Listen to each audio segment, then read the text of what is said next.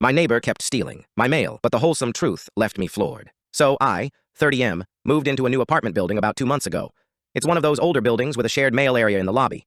My next-door neighbor is this elderly woman, probably in her late 80s, who I'll call Mrs. Gable. For the first few weeks, everything was normal. We'd exchange pleasantries, the usual hello and how are you? But then I started noticing that my packages were going missing. Not all of them, just the small ones. At first I thought it was just delivery errors, so I'd file a claim and get a replacement. It wasn't until I was expecting a package with some important documents that I started to get really suspicious. The tracking said it was delivered, but it was nowhere to be found. I was fuming. I was convinced someone in the building was stealing my mail. My prime suspect? Mrs. Gable. She was the only one I'd see lingering in the lobby around the time the mail was delivered. I started watching her like a hawk from my peephole. Sure enough, a few days later, I saw her pick up a small package from my mailbox and take it into her apartment. I was seeing red. I marched over to her door and knocked, ready to confront her. When she opened the door, I didn't even give her a chance to speak.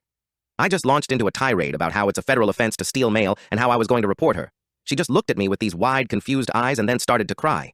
I immediately felt like the biggest jerk on the planet. Through her tears, she explained that her vision wasn't what it used to be and she sometimes got our mailboxes mixed up. She then pointed to a stack of my packages on her entryway table. But that's not the part that made me feel like a complete idiot.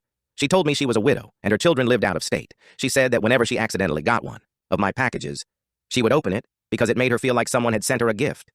She'd then carefully reseal it and plan to give it back to me, but she was always too embarrassed to admit her mistake. I was speechless.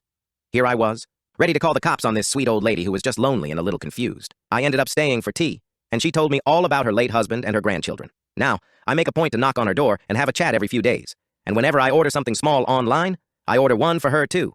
The joy on her face when I hand her a little package is worth more than anything I could ever buy.